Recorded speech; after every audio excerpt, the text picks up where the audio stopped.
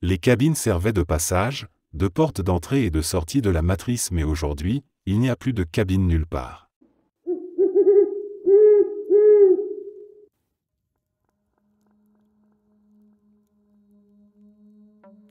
La nuit dernière, j'ai vu quelque chose qui m'a profondément troublé et depuis ce moment je ne cesse de remettre en question notre existence. Ce qui me rassure un peu, c'est que mon voisin était avec moi et qu'il a observé la même chose, je sais donc que ce n'était pas une illusion. Nous étions installés dehors, les yeux tournés vers le ciel, à regarder un satellite qui traversait lentement l'espace au niveau du manche de la Grande Ourse, juste en dessous de la 3e étoile alignée. Le point lumineux avançait tranquillement, tout semblait normal, puis l'impensable s'est produit une seconde plus tard.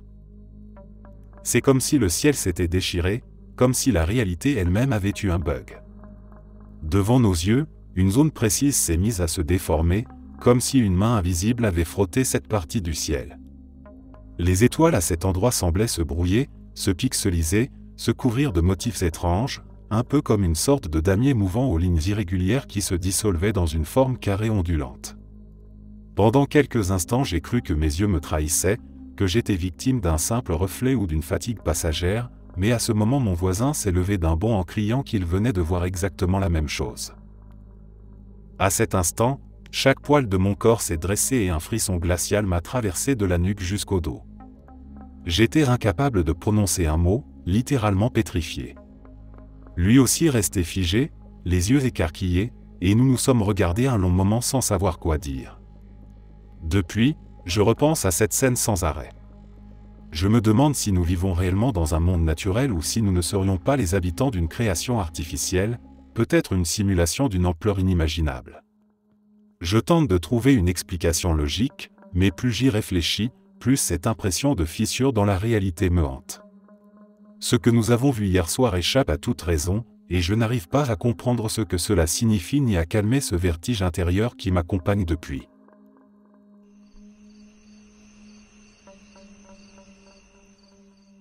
Je ne pensais pas vraiment écrire une histoire un jour, mais en y réfléchissant je me rends compte que j'ai bel et bien vécu des sortes de petites anomalies étranges. Cela s'est passé il y a quelque temps, après une journée longue et fatigante.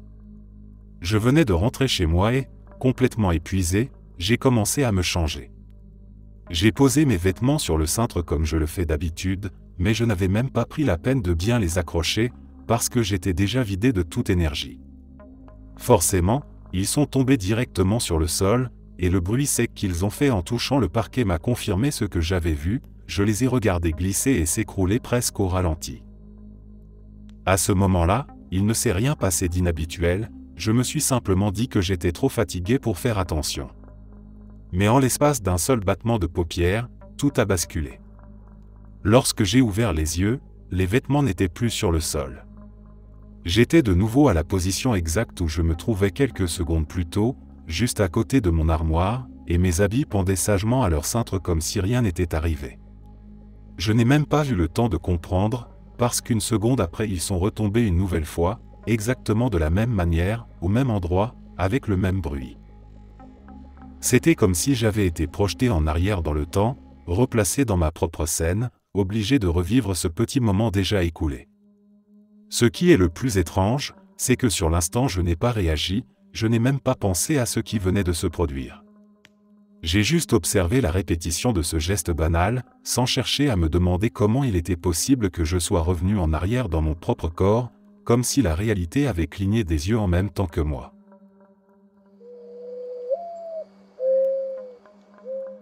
Hier, j'ai eu l'impression de vivre une véritable faille dans la réalité, et en découvrant qu'il existe un endroit où les gens partagent ce genre d'expérience, je me suis dit qu'il fallait que je raconte ce qui m'est arrivé. En rentrant chez moi, je suis allé directement dans la cuisine et j'ai vu que mon chien avait fait pipi par terre. Rien d'inhabituel, j'ai pris la serpillière que j'utilise toujours pour ça et j'ai nettoyé rapidement.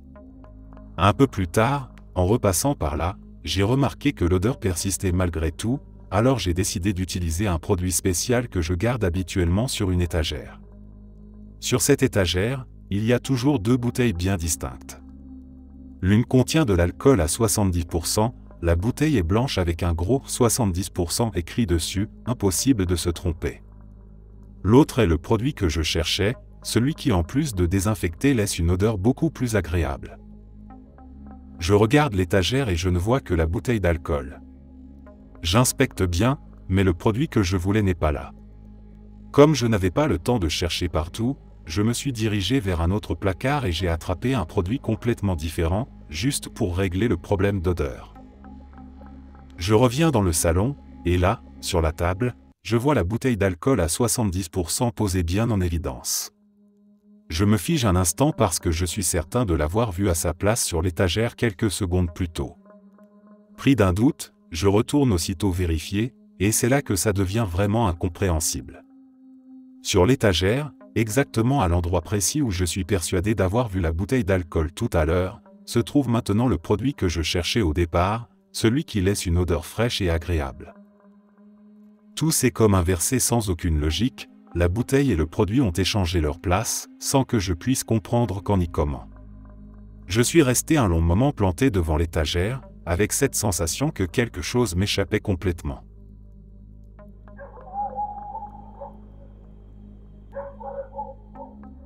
J'avais prévu de rendre visite à mes parents pour le week-end alors que j'étais encore étudiant à l'université de Wisconsin-Green Bay. Le plan était simple, je devais arriver chez eux aux alentours de 16h le samedi.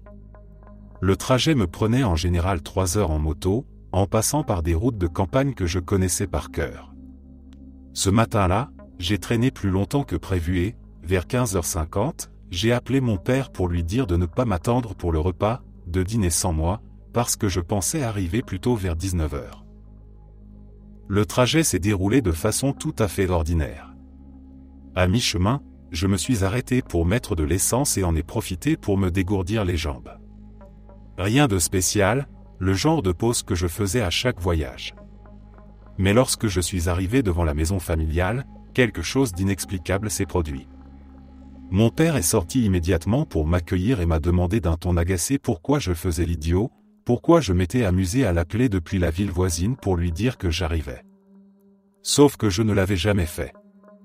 Il insistait en me disant que je l'avais appelé à peu près 10 minutes avant mon arrivée, comme si je me trouvais déjà en ville. Or, je n'avais passé qu'un seul coup de téléphone, celui depuis mon campus 3 heures plus tôt. Pourtant, quand j'ai regardé l'heure en descendant de la moto, il était 16h05. D'après l'horloge et d'après mon père, j'étais arrivé à l'heure prévue, alors que je n'avais quitté Green Bay qu'à 16h passées. Cela aurait signifié que j'avais parcouru 3 heures de route en moins d'un quart d'heure, ce qui est absolument impossible, surtout en tenant compte de l'arrêt que j'avais fait à la station-service. Comme si cela ne suffisait pas, le retour du lendemain a été tout aussi troublant. J'ai quitté la maison de mes parents vers 16h, en pensant arriver vers 19h à mon dortoir comme toujours. Le trajet s'est fait sans incident, la route était calme, la lumière du soleil déclinait doucement. Pourtant, à peine 1 kilomètre avant d'arriver sur le campus, le ciel s'est assombri d'un coup. J'ai d'abord pensé à un orage d'été qui tombait brusquement, mais quand j'ai garé ma moto et que j'ai poussé la porte de ma chambre, j'ai vu que l'horloge affichait 22h. J'avais 3 heures de retard, perdu sans la moindre explication.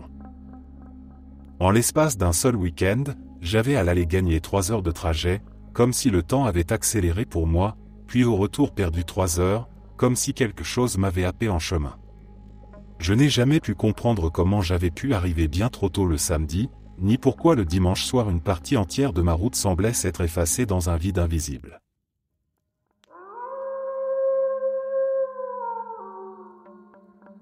Ce soir, en rentrant chez moi en voiture, j'ai remarqué un couple qui sortait d'une petite boutique de glace.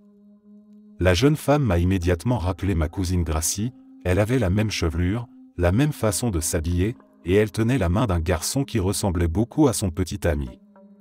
Ils marchaient tranquillement dans la direction opposée à la mienne, comme deux personnes qui profitent simplement d'une soirée d'été. Je continue ma route, je traverse les rails du train, je prends mon virage habituel, et à peine une trentaine de secondes plus tard j'arrive au niveau de l'église du quartier. Et c'est là que je reste figé, le même couple surgit du parking de l'église, exactement les mêmes visages, les mêmes vêtements, la même démarche.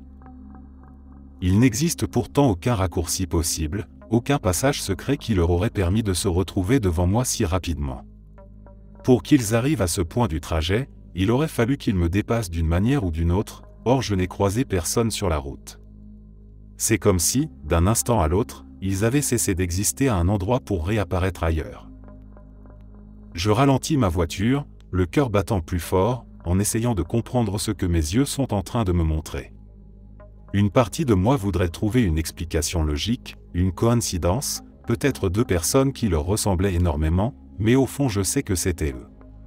Ce regard complice qu'ils échangeaient, la manière dont elle ajustait la manche de son pull, tout correspondait.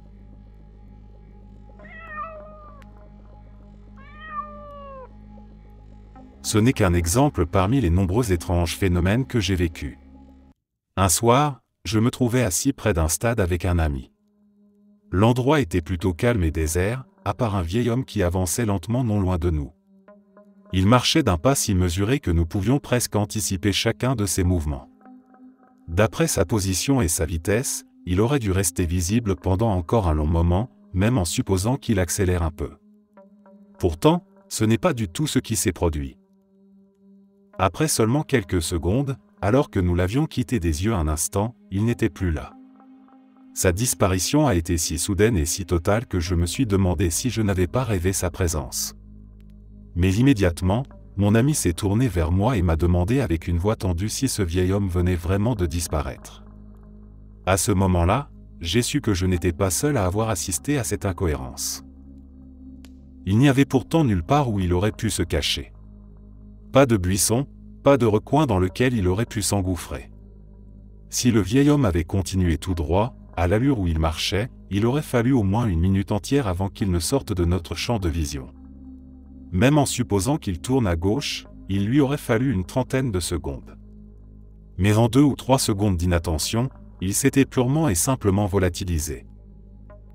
Cette scène me donne la sensation qu'il ne s'agissait pas d'une personne ordinaire, mais d'une sorte de personnage programmé, comme dans un jeu vidéo, qui se serait désactivé une fois qu'il n'était plus observé.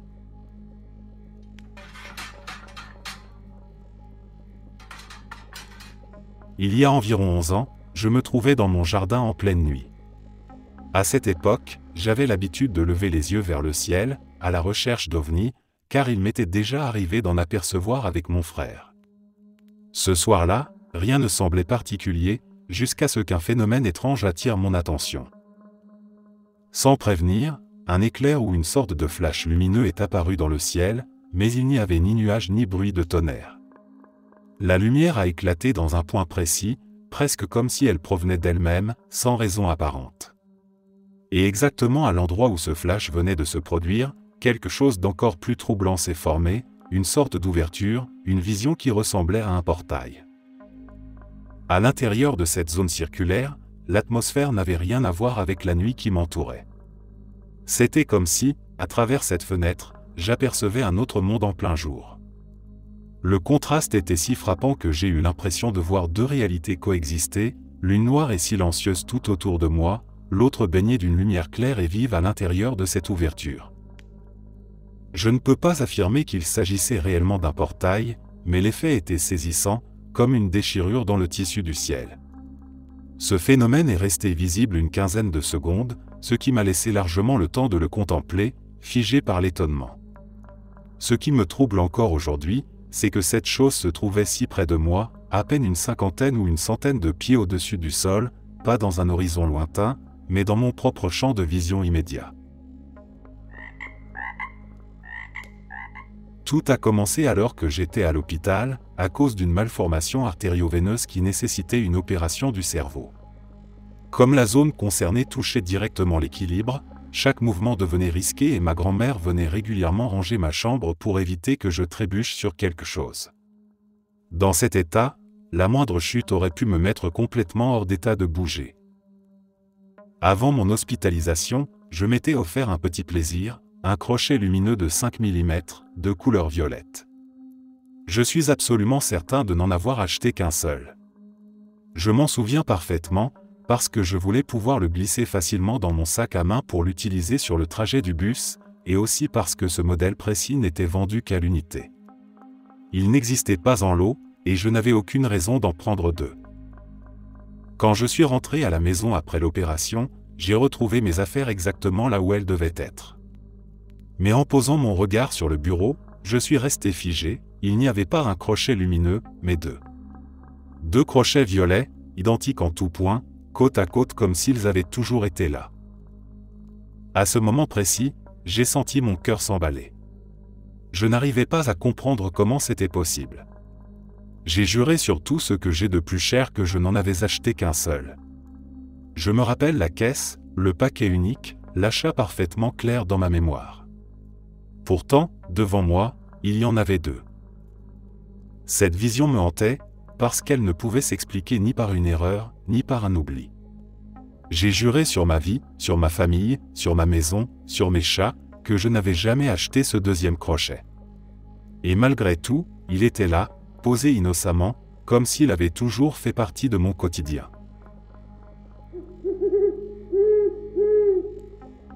J'ai découvert ce groupe récemment et je suis à la fois heureux et soulagé, parce que je vais enfin pouvoir raconter une expérience à laquelle je n'ai jamais trouvé d'explication. En 2017, je travaillais dans une foire en tant qu'agent de nettoyage, plus précisément chargé d'enlever toutes les structures en métal et en bois avant et après chaque événement. Le site comportait 10 halls au total, et moi j'étais affecté avec un collègue, Tom, sur 2 de ces 10 halls. Les 8 autres étaient pris en charge par le reste de l'équipe. Nos journées de travail étaient longues, des shifts de 10 heures qui commençaient en soirée pour se terminer tôt le matin. Tout se déroulait normalement ce soir-là. Tom et moi travaillions, puis nous faisions une pause, puis nous reprenions. À un moment, les halls étaient encore pleins de structures, des planches, des barres de métal, des morceaux volumineux que nous devions enlever. Nous avons décidé de faire une pause un peu plus longue que d'habitude, et le temps a filé beaucoup plus vite que prévu. Quand nous avons réalisé à quel point nous en avions pris, nous avons paniqué et sommes retournés précipitamment dans l'un des halls pour rattraper le retard. Et c'est là que nous avons découvert quelque chose d'impossible. Tout avait été nettoyé. Les 2 halls sur lesquels nous devions travailler étaient complètement vides. Plus aucune planche, plus aucune barre métallique, comme si tout avait disparu d'un coup. Je savais que ce n'était pas nous, ni Tom. J'avais encore en tête l'image des halls encombrés, pleins à craquer, et pourtant en l'espace d'accent grave peine 2 heures ils étaient devenus immaculés. Mais le plus troublant, c'est que je savais également que ça ne pouvait pas être nos collègues. Ils étaient déjà débordés avec leur huile au lavidé et n'avaient aucune raison de s'occuper des nôtres. La société Diaz, qui intervenait ensuite pour nettoyer les sols, ne touchait jamais aux gros éléments en bois ou en métal. Quant aux agents de sécurité, ils n'avaient évidemment aucune mission de ce type.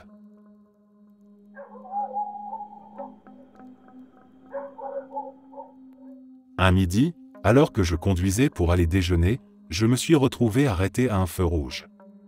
Je n'avais pas encore décidé où j'allais manger, donc toute mon attention était tournée vers la route, sans aucune distraction. La radio était éteinte, l'habitacle de la voiture silencieux, et ma fenêtre entr'ouverte laissait passer un léger souffle d'air. J'étais dans la voie de gauche, juste derrière une autre voiture qui attendait, elle aussi, que le feu passe au vert. Je regardais vers la gauche et je remarquais que le trafic commençait à s'accumuler du côté des véhicules venant en sens inverse, qui avaient encore le feu vert. Et c'est à ce moment-là que j'ai vu la scène, une voiture est venue percuter violemment l'arrière d'une autre, juste devant mes yeux. L'impact était évident, brutal, le genre de choc qui fait sursauter d'habitude. Je voyais les 2 véhicules se déformer, le mouvement sec de la collision, tout ce que l'on associe à un accident réel. Pourtant, quelque chose n'allait pas. Car en même temps que mes yeux enregistraient la scène, mes oreilles, elles, ne percevaient rien. Pas un crissement de pneus, pas un claquement métallique, pas le bruit sourd de la tôle contre la tôle. Absolument aucun son ne s'est produit, comme si le volume du monde avait été coupé uniquement sur ce moment précis. Pourtant, j'entendais encore le reste, le ronronnement des moteurs des autres voitures, le souffle régulier de la circulation, les bruits de la ville en arrière-plan. Tout était parfaitement audible, sauf l'accident qui venait de se produire à quelques mètres de moi. Je suis resté figé, le souffle coupé, incapable de comprendre ce qui venait de se passer. Tout en moi me disait que c'était impossible, que mes sens n'auraient pas dû me trahir de cette façon. J'avais vu l'accident, je l'avais clairement observé, et pourtant il n'avait pas produit le moindre son.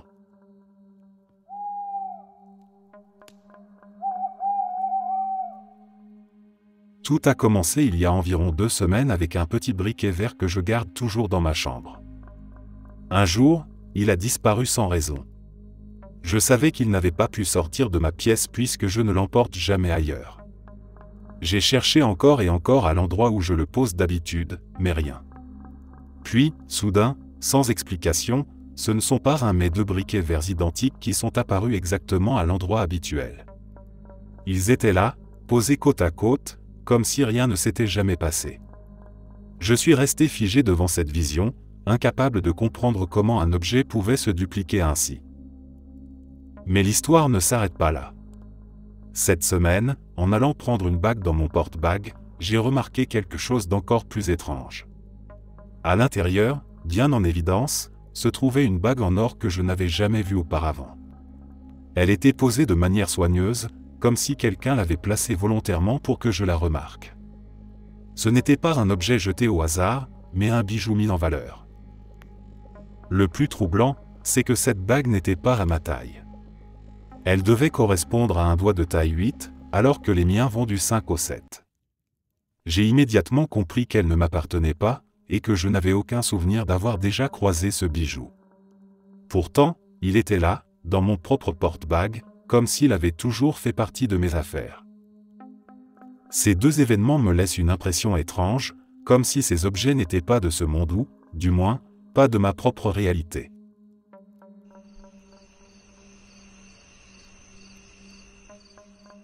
Voici mon moment, Glitch in the Matrix, et je t'assure que j'en suis ressorti complètement dérouté. Après le travail, je me suis arrêté à un distributeur automatique. J'ai garé mon camion, sorti mon portefeuille de mon sac à main et attrapé ma carte bancaire. C'est une carte très facile à repérer puisque c'est une BMO d'un bleu vif, impossible de la confondre avec une autre. Je l'avais bien en main lorsque je suis sorti du véhicule et que j'ai commencé à marcher en direction de la machine. Mais en baissant les yeux, j'ai eu un choc, dans ma main ne se trouvait pas ma carte bleue, mais ma carte Costco noire. J'ai pensé que j'avais dû me tromper, que j'avais pris la mauvaise carte dans la précipitation. Alors j'ai fait demi-tour vers le camion, prêt à fouiller dans mon sac. Mon mari, assis sur le siège passager, me regardait et voyait déjà mon air perplexe.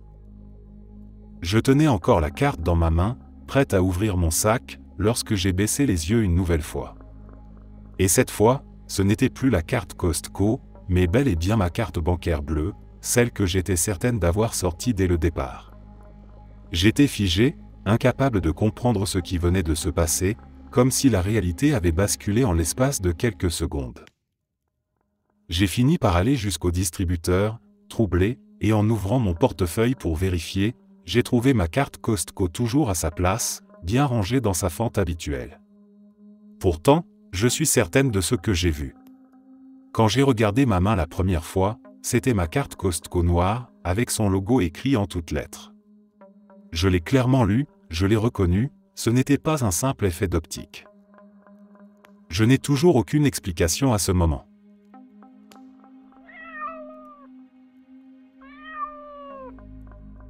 Un jour, alors que je conduisais, je suis tombé sur un chantier routier.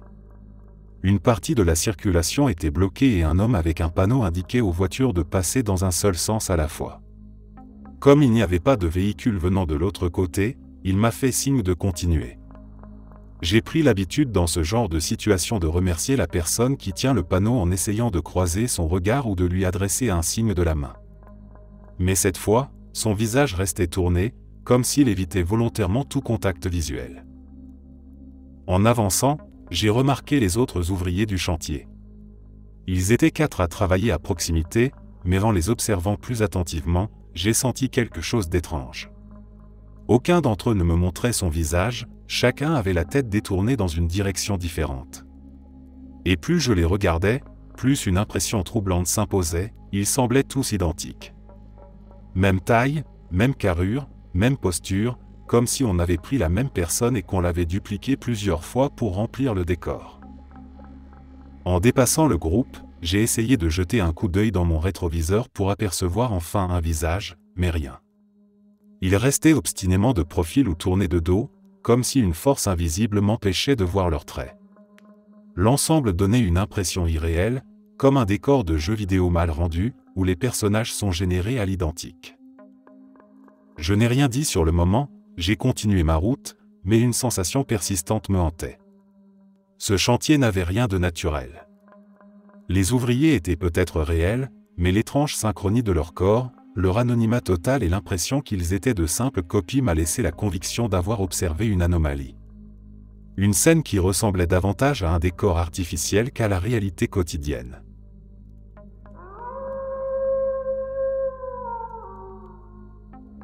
Je viens de Rio, au Brésil, et j'étais dans le métro entre São Conrado et Jardim Oceânico. Pour situer le contexte, tout le monde sait que ce tronçon est long, sans doute le plus long de la ligne 4. Le trajet dure environ 5 minutes. C'était un dimanche, et dans ma rame il y avait peut-être 6 autres personnes. Nous sommes entrés dans le tunnel et, comme d'habitude, ça prenait un peu de temps. 5 minutes passent. Puis 10, 15. Là, j'ai commencé à trouver ça étrange, parce qu'à ce moment-là nous aurions déjà dû sortir du tunnel et rouler à ciel ouvert avec une vue incroyable sur l'océan. Je me suis retourné et une dame âgée, visiblement nerveuse, a dit « Eh bien, ça prend du temps, n'est-ce pas ?» J'ai acquiescé. J'ai regardé autour de moi, les autres passagers s'étaient déjà levés, essayant d'apercevoir quelque chose à travers les portes. J'ai décidé de chronométrer sur mon téléphone. 5 ou 6 minutes supplémentaires s'écoulent. Une jeune femme a commencé à paniquer. Le pire, c'est que le train roulait à toute vitesse, incroyablement vite, et pourtant nous n'arrivions jamais. L'ambiance n'avait rien à voir avec l'ennui habituel d'un retard. C'était autre chose, une impression étrange. J'ai eu un moment de vertige en me disant « Attends, est-ce qu'on est mort ? Est-ce que c'est une sorte de limbe ou de purgatoire ? Parce que c'est impossible autrement. » Mon cœur battait à toute allure. La fille assise sur le banc s'est mise à pleurer. L'homme près de la porte a appuyé sur l'interphone d'urgence, mais il n'y a eu aucune réponse. Puis soudain, une lumière au bout du tunnel. Tout le monde s'est regardé, complètement déboussolé. Le train est entré en station et tout le monde a éclaté de rire. Dans ma tête, je nous ai appelés les fous rieurs. J'ai déjà vécu des situations réellement dangereuses, mais rien, absolument rien, n'a égalé cette sensation. Je ne sais toujours pas ce qui s'est passé ce jour-là, mais je suis presque sûr que c'était une sorte d'hystérie collective.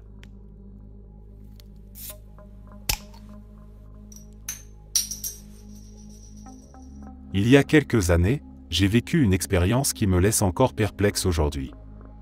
J'ai beau chercher une explication, je n'en trouve pas. Un homme sur une moto a littéralement disparu au milieu de la rue. C'était un dimanche, j'allais prendre le bus. L'arrêt se trouvait à quelques pâtés de maison de chez moi, il devait être environ 3 heures de l'après-midi. J'habite en Amérique latine, en Argentine, et ce détail est important, car ici un délit très courant consiste à ce qu'un motard vous suive pour vous voler. Ça arrive sans cesse. À cette heure-là, il n'y avait personne dans la rue. Je marchais seul quand j'ai entendu une moto approcher au loin. Même en plein jour, je me suis tendu, parce qu'être seul fait de vous une cible facile. La moto était vieille, et le conducteur avait l'air d'un ouvrier du bâtiment. Je me suis un peu détendu, mais j'ai continué à le surveiller. Dans les rues de ma ville, il y a souvent de grands arbres plantés sur les trottoirs. Cela signifie qu'à un moment donné, j'allais perdre de vue le motard, simplement parce qu'il passerait derrière un arbre avec l'effet de perspective. Le problème, c'est que lorsque je l'ai perdu de vue, j'ai aussi cessé de l'entendre. J'ai pris peur, pensant qu'il avait coupé le moteur pour m'attaquer, mais il n'y avait personne. Ni l'homme, ni la moto. La rue était complètement vide. À ce jour, je ne comprends pas comment il a pu disparaître derrière cet arbre. C'est impossible. Si quelqu'un a une idée, je serais curieux de l'entendre.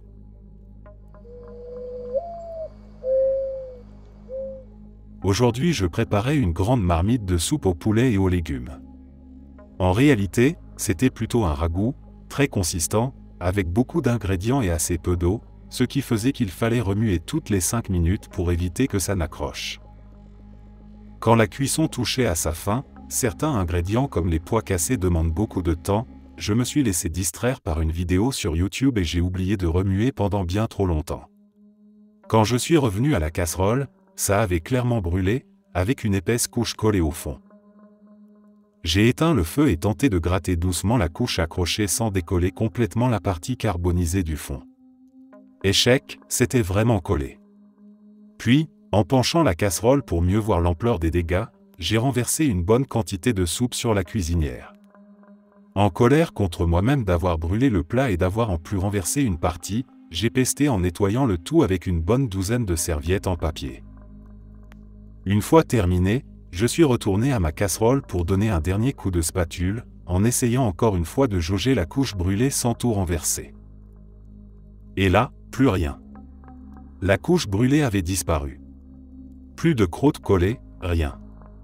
Ma spatule glissait parfaitement sur le fond, comme si la casserole était neuve.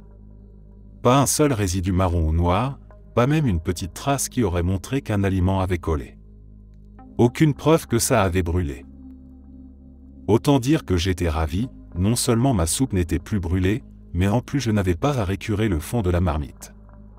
Mais sérieusement, qu'est-ce que c'était que ça? C'était l'un des pires ratés de cuisson que j'ai connus depuis des années et, en un instant, tout avait disparu. Je ne sais pas si je dois appeler ça une bénédiction, un petit miracle ou carrément un bug de la réalité.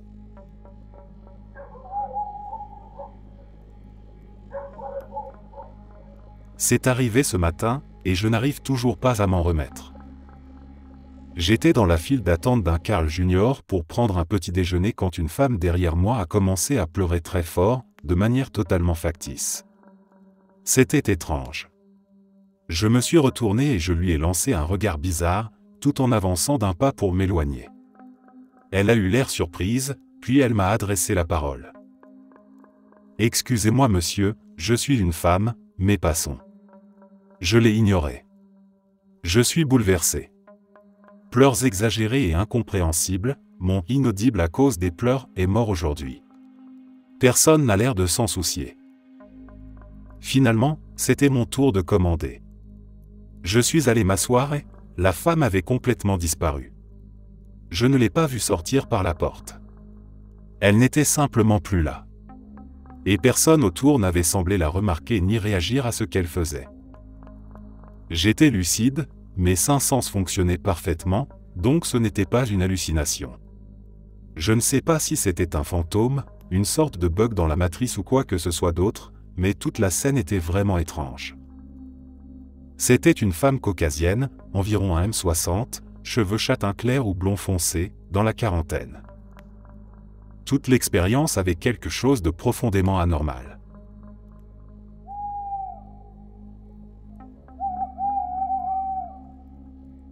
Il y a quelques semaines, j'ai vécu une situation qui me laisse encore perplexe. Mon compagnon porte un bracelet fait de petites sphères en aventurine, enfilé sur un fil plastique élastique. Le soir où c'est arrivé, il s'est couché tôt car il devait travailler le lendemain matin. Moi, je suis resté debout un peu plus longtemps. Quand je me suis finalement couché, je n'ai pas allumé la lumière et me suis simplement glissé dans le lit. Ma main a alors touché une petite bille dure à côté de ma tête. Je l'ai ramassée, sans trop savoir ce que c'était, puis en sentant le trou traversant la bille j'ai compris que ce devait être une perle du bracelet de mon compagnon. J'ai cherché d'autres billes autour mais je n'en ai pas trouvé. J'ai supposé que son bracelet avait dû casser en allant se coucher et qu'il n'avait pas remarqué celle-ci. Je l'ai posée sur ma table de chevet et je me suis endormi. Le lendemain, je n'y ai pas vraiment repensé. Nous sommes allés travailler et avons échangé quelques messages comme d'habitude. Lui commence beaucoup plus tôt que moi, donc j'étais encore au travail lorsqu'il est rentré. En entrant dans notre chambre climatisée, il s'est allongé un moment et, à ce moment-là, son bracelet s'est brisé. Il m'a aussitôt envoyé un message, « Ah, mon bracelet vient de casser ». C'est seulement là que j'ai repensé à la bille trouvée la veille. Je lui ai demandé très clairement s'il voulait dire que le bracelet venait vraiment de casser, et il m'a confirmé que oui, il l'avait encore au poignet en s'allongeant, et il s'était cassé à ce moment-là, juste avant de m'écrire. Je lui ai alors raconté que j'avais trouvé une bille du bracelet la nuit précédente et l'avais posée sur la table de chevet. il a vérifié et confirmé qu'il y avait bien une perle posée là. Nous n'avons pas compris comment c'était possible.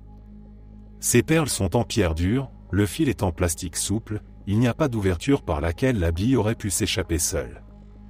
Le bracelet n'a pas de fermoir, juste un fil noué. La partie qui s'est rompue n'était pas le nœud. S'il avait déjà été cassé, il aurait été impossible qu'il reste intact à son poignet toute la journée, surtout avec son travail, il conduit des engins de chantier et son bras est constamment en mouvement. Quand je suis rentré, j'ai découvert un détail surprenant, le trou des perles est à peine de la taille du fil, parfois même plus étroit. Du coup, malgré la rupture du fil, la plupart des perles tenaient encore dessus, elles ne glissent que si on tire. Nous avons essayé de remettre le bracelet au poignet tel quel, mais il était impossible qu'il tienne ainsi. On n'arrive toujours pas à se l'expliquer. C'est comme si une perle avait réussi à se détacher, avant même que le bracelet ne casse réellement. Pour donner un peu de contexte, toute la semaine, ma petite fille a été gardée à la maison par 2 babysitters afin que je puisse travailler, je travaille à distance.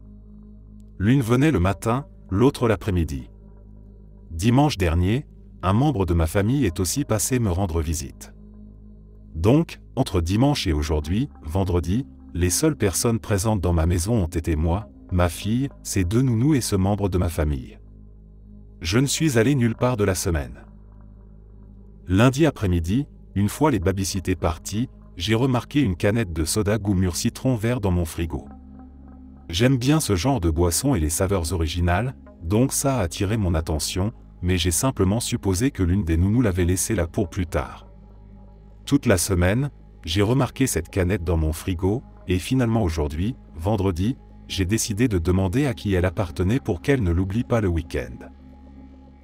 Les 2 nounous m'ont confirmé que ce n'était pas à elle. J'ai envoyé un message à mon proche qui était venu dimanche, et il m'a dit que ce n'était pas à lui non plus. Là, ça m'a paru étrange, surtout que la canette était placée devant des produits que j'avais utilisés récemment, pas cachés dans le fond du frigo comme un vieux truc oublié.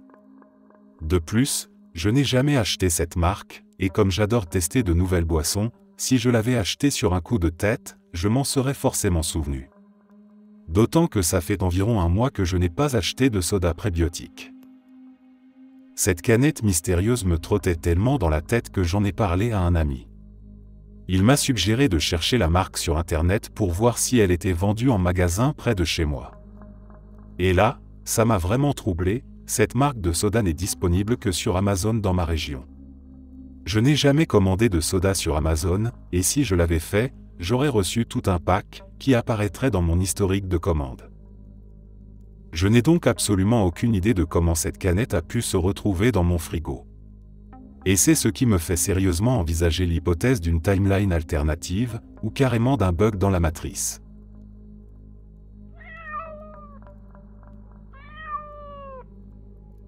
Il y a quelques semaines, j'étais à la maison avec l'une de mes belles-filles, encore préado. Nous étions dans la cuisine en train de discuter pendant que mon mari et les autres enfants étaient sortis. On savait qu'ils allaient rentrer bientôt et on bavardait tranquillement. Je ne sais pas trop si ce qui s'est passé relève du paranormal ou pas, mais comme on en a reparlé récemment toutes les 2, je suis curieuse d'avoir d'autres avis. Nous vivons au dernier étage d'une vieille maison de 4 niveaux. L'appartement juste en dessous est vide en attendant de nouveaux locataires, et celui d'encore en dessous est occupé par quelqu'un qui n'est pas là le week-end. Alors que nous étions dans la cuisine, nous avons entendu distinctement des clés teintées juste devant notre porte. Nous nous sommes regardés et ma belle-fille a dit « Oh, papa et les autres sont déjà rentrés ». Comme on savait qu'ils auraient des courses à porter, nous sommes allés ouvrir pour les aider. Mais quand on a ouvert, personne. Le couloir était vide. On s'est regardé un peu perplexe, et on s'est demandé si l'autre avait bien entendu les clés. On avait toutes les 2 entendu la même chose. Du coup, on a décidé de vérifier dans la cage d'escalier s'il y avait quelqu'un. Personne. Et vu le nombre de marches pour atteindre notre étage, on aurait forcément entendu quelqu'un descendre ou monter.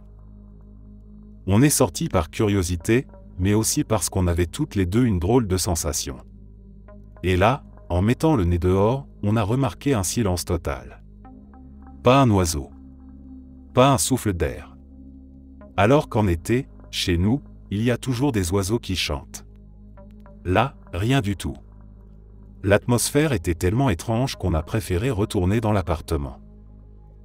On en a reparlé récemment, et ça n'a toujours aucun sens pour nous. Mais on sait ce qu'on a entendu, toutes les deux.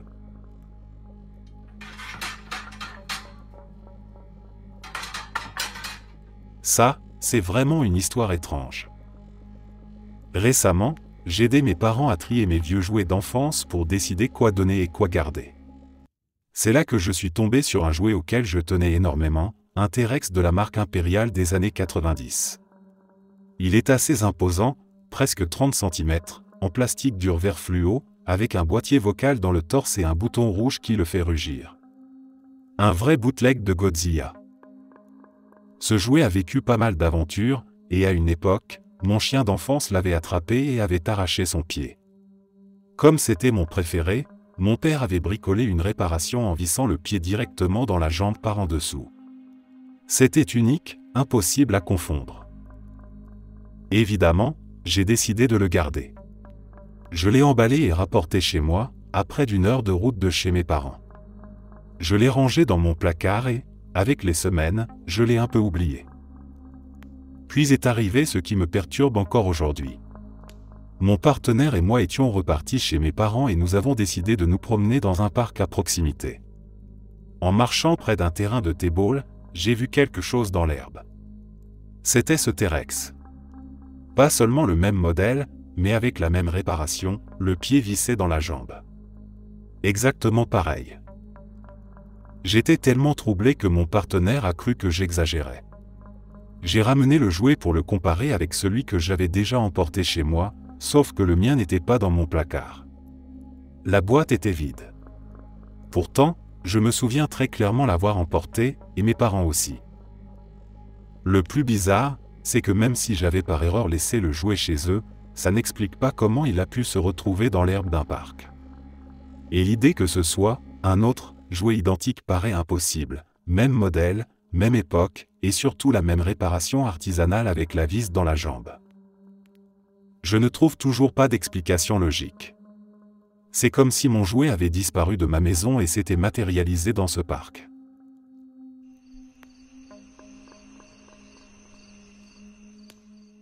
Mon conjoint et moi rénovons lentement l'étage supérieur de notre maison depuis 10 ans.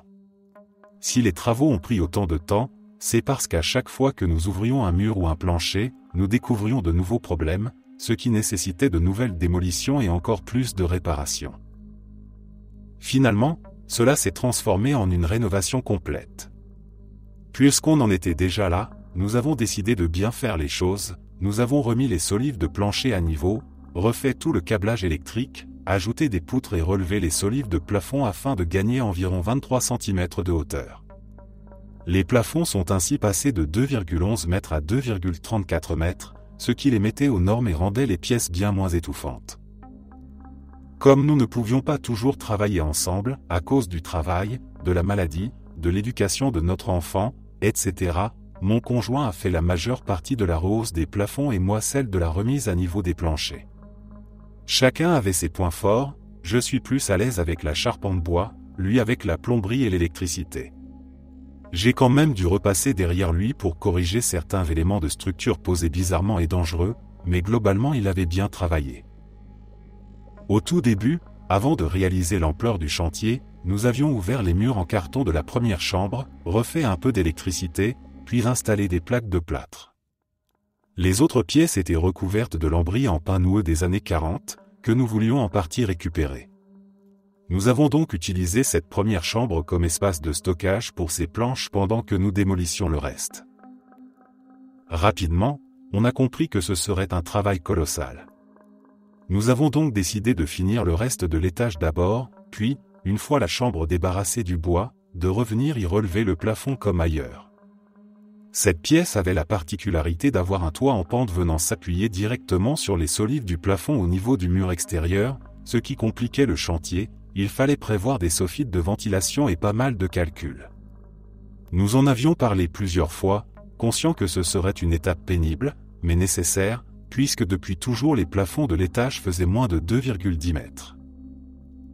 Aujourd'hui, en changeant la batterie de ma perceuse près de cette chambre, j'ai levé les yeux et j'ai eu un choc. En regardant le plafond de la chambre puis celui du couloir, j'ai remarqué qu'il n'y avait quasiment pas de différence de hauteur. J'ai pris mon mètre, du plancher au plafond de la chambre, 2,34 mètres dans le couloir, entre solive et plancher, 2,36 mètres. Autrement dit, cette chambre a déjà la même hauteur que toutes les autres. Quand mon mari est rentré, je lui ai dit, en fait, je me trompais, on n'a pas besoin de relever le plafond de la chambre du fond. Il m'a demandé des explications, et je lui ai raconté. Lui aussi était surpris, il se souvenait parfaitement, comme moi, que cette pièce était oppressante avec son plafond trop bas, et que ce serait la partie la plus désagréable à refaire. Nous sommes donc soulagés d'échapper à ce dernier chantier épuisant. Mais en même temps, c'est très étrange, nous avons tous les deux des souvenirs clairs et répétés de ce plafond trop bas, comme les autres avant rénovation. Et maintenant, il est déjà à la bonne hauteur, comme si ça avait toujours été le cas.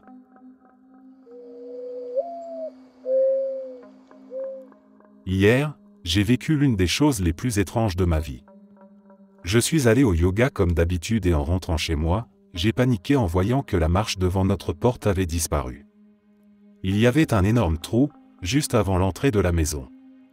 Je me marie ce week-end dans une cérémonie dans notre jardin et depuis des jours je nettoie et organise tout de manière presque obsessionnelle. Ma première pensée a été, mince, il va falloir remplacer cette marche avant le mariage. Je suis entré en appelant mon fiancé pour lui demander s'il avait remarqué qu'elle manquait. Il m'a regardé, totalement perplexe, et m'a répondu que oui, cette marche avait toujours été absente. Pourtant, cela fait 3 ans que nous vivons ici. Je suis certaine d'avoir franchi cette marche des milliers de fois.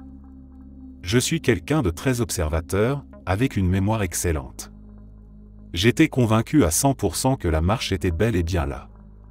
Sous le choc, j'ai demandé à mon fiancé de retrouver des photos pour me prouver que je me trompais. À ma stupéfaction, toutes les photos montraient effectivement la marche manquante. J'en suis resté bouche bée. Ce phénomène s'ajoute à un autre événement étrange de la veille. Je cherchais des bougeoirs pour notre mariage. Je suis persuadé qu'ils étaient rangés dans 2 boîtes séparées. Pourtant, au moment de les préparer, je les ai trouvés tous rassemblés dans une seule boîte. La veille encore, je regardais bien 2 boîtes distinctes. La même chose s'est produite il y a quelques semaines. En arrivant à mon cours de yoga, j'ai félicité le propriétaire pour sa nouvelle enseigne à l'entrée. Il m'a regardé, surpris, et m'a assuré que l'enseigne avait toujours été là. Depuis que je prépare le mariage, je fais énormément de travail énergétique, méditation, visualisation, rituel, renforcement de l'image de soi et purification. La semaine dernière, j'ai aussi traversé un moment de rupture totale avec ma famille. J'ai posé des limites qu'ils ont franchies et j'ai décidé de couper les ponts, chose que je n'avais jamais réussi à faire auparavant. Ils m'ont ensuite retiré du forfait téléphonique familial sans prévenir, ce qui m'a poussé à changer de numéro, et cela me va très bien. Tout cela semble indiquer une sorte de saut de ligne temporelle. Je ne sais pas, mais la disparition de la marche reste pour moi le plus choquant. J'ai aussi remarqué que je vois des chiffres répétés en permanence. J'ai l'impression que l'énergie qui entoure notre mariage attire rapidement de nouveaux événements et de nouvelles réalités. Je le ressens presque physiquement, avec ma sensibilité. Est-ce que ces expériences ressemblent à un saut de ligne temporelle ? Je n'ai jamais vécu quelque chose d'aussi étrange en 30 ans.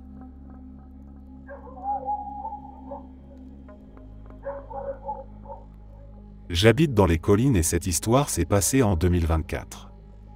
Pour aller à l'université, je devais descendre un long escalier raide, un peu abîmé, qui menait à la route principale. En général, il me fallait 8 à 9 minutes pour arriver en bas. Je faisais toujours très attention parce que le chemin était glissant et parsemé de pierres. Comme je m'étais déjà déboîté le genou et les chevilles, je ne prenais jamais le risque de descendre trop vite. Ce jour-là, j'avais cours à 10 heures. J'ai quitté ma chambre en location et j'ai commencé à descendre. En cours de route, j'ai sorti mon téléphone pour vérifier l'heure. Il était environ 9h40. Et quand j'ai relevé les yeux, J'étais déjà à mi-chemin. Je me suis arrêté net, complètement perdu. J'ai vérifié mon téléphone de nouveau, il était 9h43. Les personnes qui étaient derrière moi? Elles étaient encore tout en haut du chemin. Il est absolument impossible que j'ai descendu ces marches dangereuses sans m'en rendre compte. Chaque jour, je faisais preuve d'une extrême prudence, car certaines marches étaient détruites et glissantes. Par endroits, il ne restait que des pierres sur lesquelles poser le pied. C'était comme si j'avais cligné des yeux et que toute une partie avait été effacée.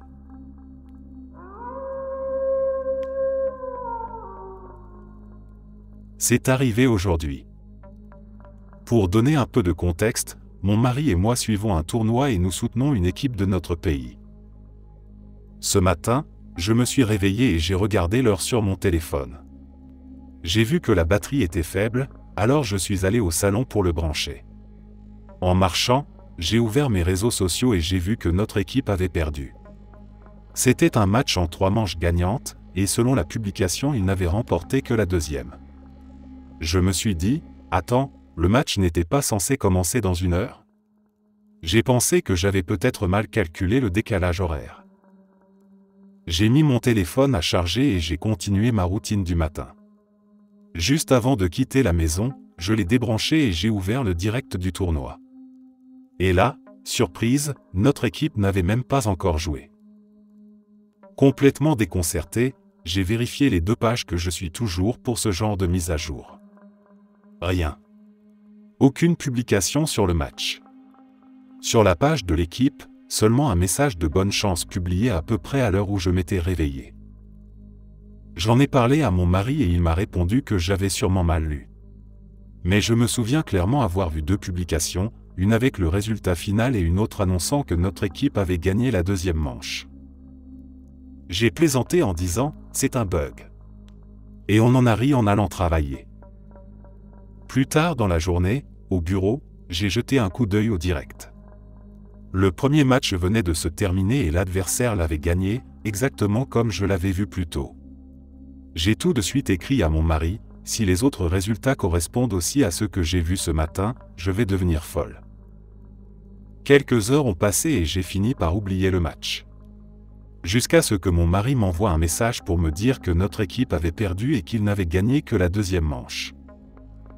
J'ai reconsulté les pages et l'une d'elles avait publié les résultats presque à l'identique de ceux dont je me souvenais le matin, avec le même placement du logo et tout. Qu'est-ce qui s'est passé? Est-ce que mon téléphone a bugué et m'a montré le futur pendant quelques heures?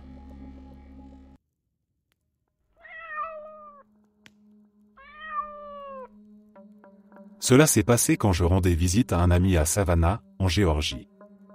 Nous étions descendus en centre-ville et nous nous étions garés dans un petit parking à étages pour pouvoir nous balader à pied. Ce n'était pas un grand parking labyrinthique. Il comptait 7 niveaux, le dernier étant un toit découvert. Nous avions laissé la voiture sur une place à gauche, exactement là où le 6e étage devenait le 7e. La moitié de la place se trouvait sous le plafond, l'autre moitié donnait directement sur le ciel. Nous sommes descendus en ville, avons mangé au restaurant, acheté des bonbons, flâné devant les vitrines et fait un peu de tourisme pendant quelques heures. Vers le crépuscule, nos téléphones sont tombés à plat. Comme nous ne voulions pas que la soirée s'arrête là et que je tenais à prendre encore des photos, nous sommes remontés au parking pour les brancher. Nous avons pris les escaliers. Arrivés à la voiture, nous avons branché nos téléphones sur l'allume-cigare, attendu une dizaine de minutes, puis nous sommes repartis profiter encore un peu de la ville. Plus tard, quand nous avons décidé de rentrer, nous avons pris l'ascenseur jusqu'au 6e étage. Nous nous sommes dirigés vers l'unique place à moitié couverte et à moitié à l'air libre, mais la voiture de mon ami n'y était plus. À sa place, une rangée de véhicules totalement différents, sans le moindre espace vide. Déconcertés, nous nous sommes regardés, il n'y avait aucun autre endroit possible où nous aurions pu nous garer. Est-ce qu'on s'est fait embarquer la voiture, avons-nous pensé? Mais tout ça n'avait aucun sens. Ne sachant que faire, nous sommes redescendus au rez-de-chaussée, sortis de l'ascenseur et restés plantés là, muets, pendant 1 minute. C'est là que ça nous a frappé, quelque chose d'étrange venait réellement de se passer. Mon ami, pourtant très rationnel, commençait à s'énerver, car il n'y avait aucune marge d'erreur humaine possible. Nous étions sobres, lucides et absolument certains de l'endroit où nous avions garé la voiture. Ce n'était pas un problème de confusion d'étages, le garage était petit, il n'y avait qu'un seul ascenseur, qu'une seule section où l'on pouvait être à moitié dedans et à moitié dehors. Au bout de 2 minutes, faute de comprendre, nous avons repris l'ascenseur, sommes remontés au 6e étage et avons marché jusqu'à la même place. Et là, la voiture était revenue. Exactement à l'endroit où elle aurait toujours dû être. La nuit a suivi son cours, mais dans les jours qui ont suivi, nous avons reparlé sans cesse de ce qui s'était passé, en cherchant une explication logique. Impossible. Rien ne collait. Rien ne faisait sens. Chaque fois que j'y repense, j'en ai des frissons. Un autre ami nous a demandé en plaisantant, c'était un coup à la Ferry Buellé ? Ça m'a fait rire, mais toutes les places du garage étaient occupées et la voiture de mon ami avait disparu seulement quelques minutes. J'ai déjà vécu des moments étranges, des impressions bizarres que j'ai pu attribuer à une erreur de jugement. Mais là, c'était clair comme le jour, ça n'avait aucun sens. Le lendemain, j'ai écrit tout ça dans mon journal pour éviter de douter plus tard et me dire que j'avais inventé ou transformé les faits.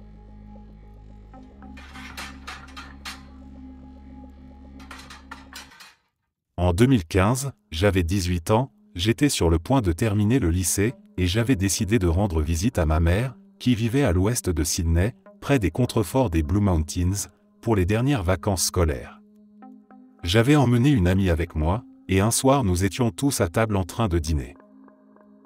Ma mère avait le dos tourné à une grande baille vitrée donnant sur le jardin et le terrain de golf, avec un immense miroir face à elle.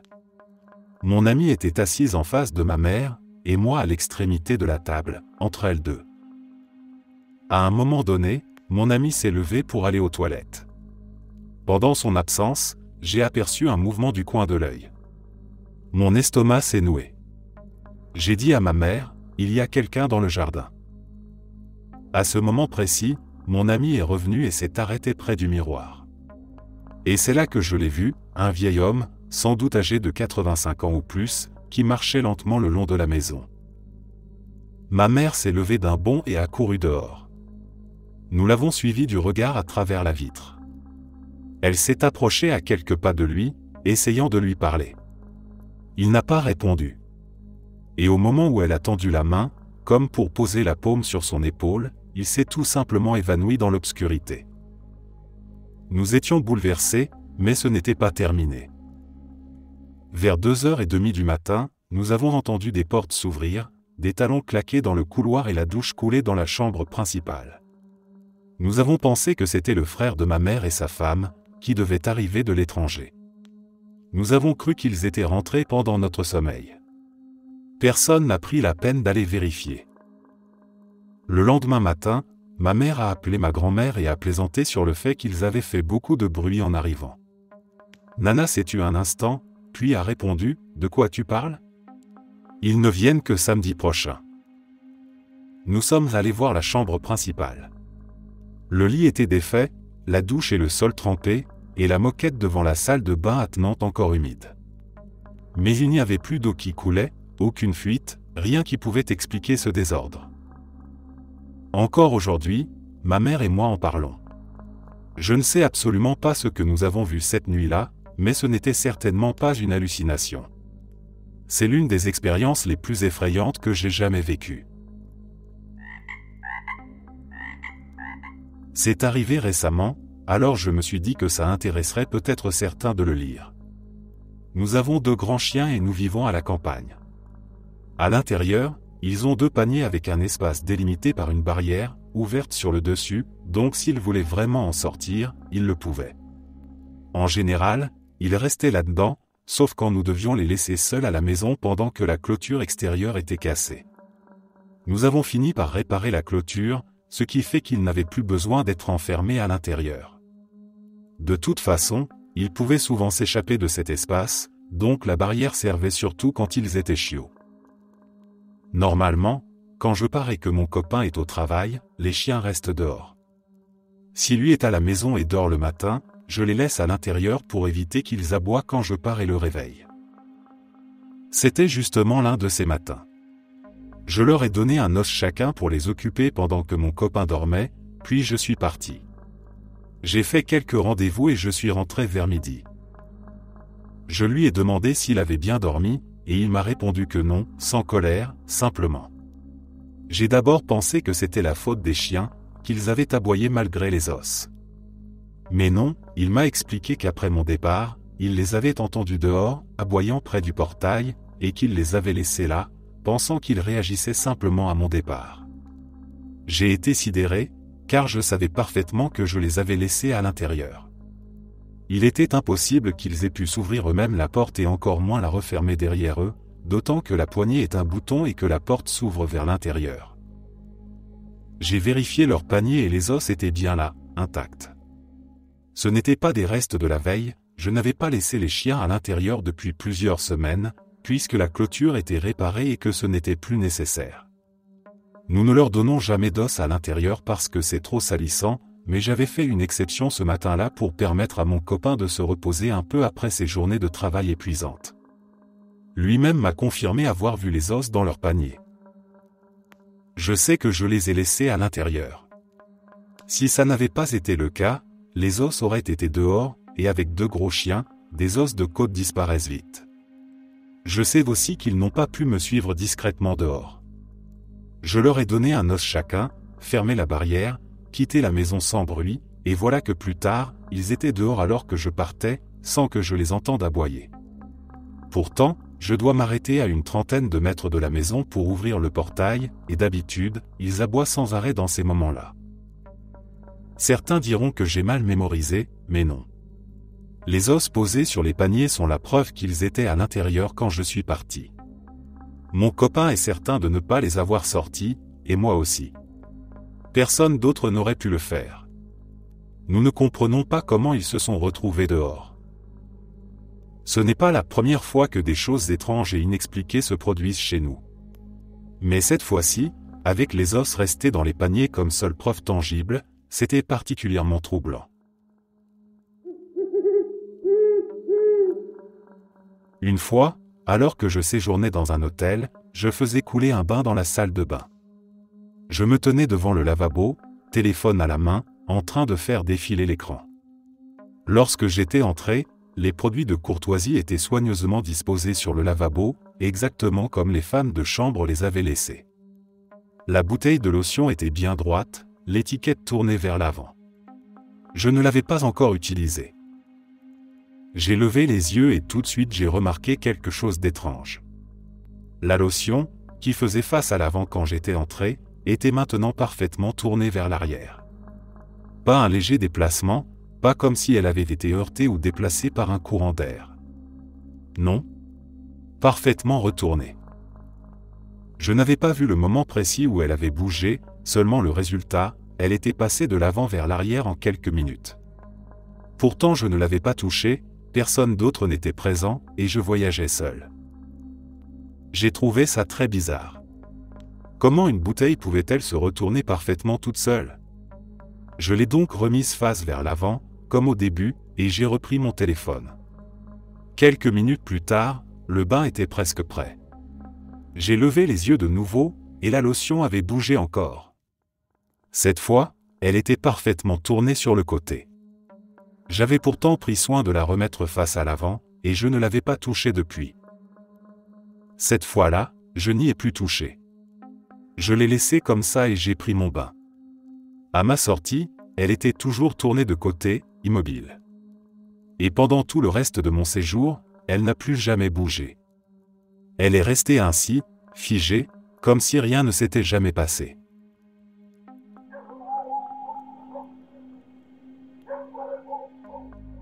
J'avais une vingtaine d'années, l'époque où je sortais beaucoup, où je pouvais rentrer à pied au petit matin, un peu fatigué, mais toujours l'esprit léger.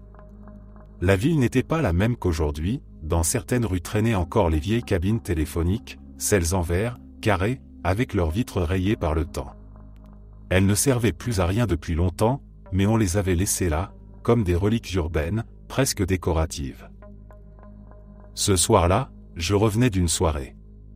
J'avais choisi de passer par une ruelle déserte, un raccourci que je connaissais bien.